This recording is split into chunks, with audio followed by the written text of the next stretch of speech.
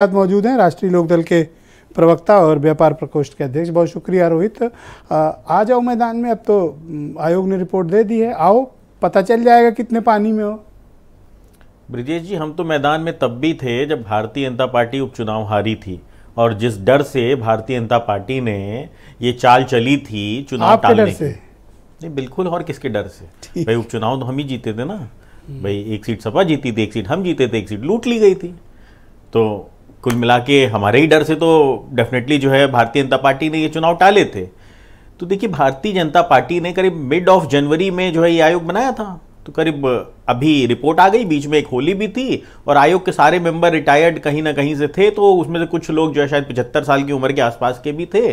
तो आप समझ सकते हैं ब्रजेश जी कि 45 से 50 दिन के अंदर ये आयोग ने 75 जिलों का क्या सर्वे किया होगा, कैसे सर्वे किया होगा, ये तो मुझसे बेहतर आप समझ सकते हैं, जनता समझ सकती है। जो आपके दर्शक या सुन रहे होंगे मुझे, तो समझ सकते हैं 75 जिलों के अंदर सर्वे होना था।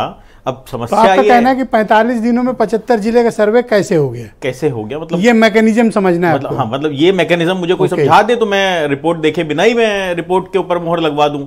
दूसरी चीज ये है कि भाई कल रात को रिपोर्ट आई, सुबह तक कैसे पढ़ ली भारतीय जनता पार्टी ने? मतलब खैर 18 घंटे सरकार ने पढ़ी, बीजेपी ने नहीं। हाँ अच्छा, ठीक है। सरकार में तो कोई और बैठा है ना, सरकार में बीजेपी नहीं पढ़ सकती, उसको कॉन्फिडेंशियल होती है ना। ठीक बात है, ठीक बात है। तो एक सर्वदलीय बैठक भी कर लेते, सर्वदलीय बैठक करके इस रिपोर्ट को डिस्कस कर लेना चाहिए था, है ना। इसके मैकेनिज्म को डिस्कस कर लेना चाहिए था। इसके जो इन्होंने जो भी इसके ये सबसे डिस्कस करने का बहुमत नहीं है, बहुमत अकेले सरकार चलाने का। बिल्कुल ठीक बात है, बिल्कुल। क्यों पूछे आपसे? यही तो मेरा मुद्दा है। एक चुनाव के खतौली का जीत लियो ऐसे बता रहे हो जैसे बीजेपी कहीं छिप जाए आपके डर से। यही तो मेरा मुद्दा है ब्रजेश जी कि इनका खाली जनमत को कैसे लूटना है, ये इनका मकसद। तो आपको एक एतराज है कि सर्वे की जो प्रक्रिया है उसमें जल्दबाजी दिखाई गई? नहीं, मुझे ये बताइए ना, 31 जनवरी से राजतंत्र चल रहा है, लोकतंत्र खत्म हो चुका है, जो चुने हुए प्रतिनिधि थे उनका कार्यकाल खत्म हो चुका है। और जब ये राजतंत्र चल ही रहा था तो 15-20 दिन और चला लेते, महीना भर और चला लेते, कम से कम 75 जिलों के 75 दिन तो कर लेते। अब भाई मुझे समझ में नहीं आता, भाई राष्ट्रीय लोकदल के किसी कार्यकर्ता के पास आपकी टीम नहीं पहुंच पाई, उनके क्षेत्र में नहीं पहुंच पाई, उनके एरिया में नहीं पहुंच पाई, परंतु सर्वे आपका हो गया और सर्वे की रिपोर्ट में मोहर भी आपकी ठुक गई 24 घंटे के अंदर। कुछ ही जिलों में तो हो, अरे पूरे प्रदेश भर में तो हो नहीं। हम जितने भी जिलों में हैं उन जिलों में ही आ जाते भाई, उन जिलों में अपना मुखड़ा दिखा देते कि हाँ आप आए हो, कम से कम उन्हीं में मोहर लगा देते।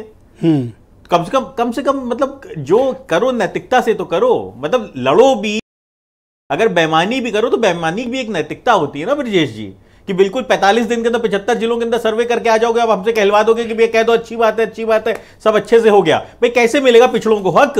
आप तो पहले से ही आपकी मंशा नहीं है पिछड़ों को हक देने की, और आपकी अब ये मंशा बिल्कुल सामने आ चुकी है। मामला तो अभी सुप्रीम कोर्ट में जाना ही है, वहां तो स्पष्ट हो जाएगा ना। अगर इन्होंने कोई चूक की होगी, कोई गलती की होगी, या सुप्रीम कोर्ट हाई कोर्ट के आदेशों की अवहेलना करते हुए कोई जबरदस्ती सर्वे कर डाला होगा घर बैठे, तो कोर्ट पूछेगी ना।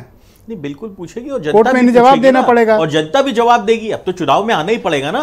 ओके, आलोक अवस्थी जी मेरे साथ